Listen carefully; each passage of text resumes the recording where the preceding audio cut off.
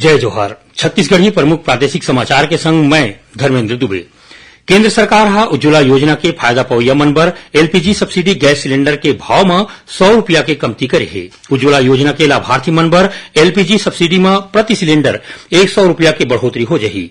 अब gas cylinder में subsidy 300 रुपया मिलही।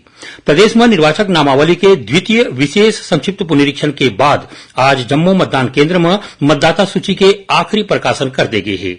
राज्य के मुख्य निर्वाचन पदाधिकारी रीना बाबा साहेब कंगाले रायपुर में रखे गए एक पत्रकार वार्ता में बताइन कि प्रकाशित सूची के मुताबिक राज्य में करीबन 2,03,60,240 मतदाता हवे।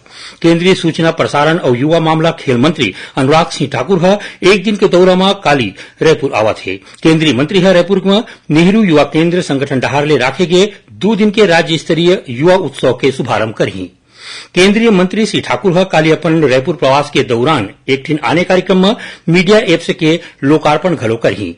रायगढ़ के कोड़ातराई में आज कांग्रेस डहार ले भरोसे का सम्मेलन राखी गईस। इस सम्मेलन में राज्यसभा में नेता प्रतिपक्ष मल्लिकार्जुन खड़गे और मुख्यमंत्री भूपेश बघेल शामिल हुईन। ये मौका में उन 82 ठिन चुने के विकास खंड मन में बनैया जैत खाम के शिलान्यास करीन।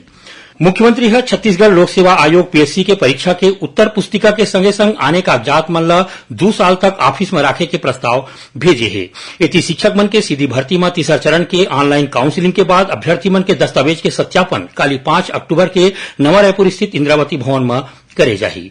रायपुर सांसद सुनील सोनी की अगुवाई में आज जिला विकास समन्वय और निगरानी समिति की बैठक हुई, जेमा केंद्रीय योजना मन के समीक्षा करेगी।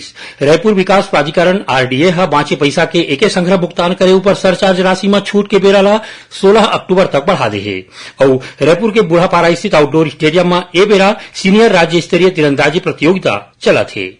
ये रही सब तक के प्रमुख प्रादेशिक समाचार। जय जोहार।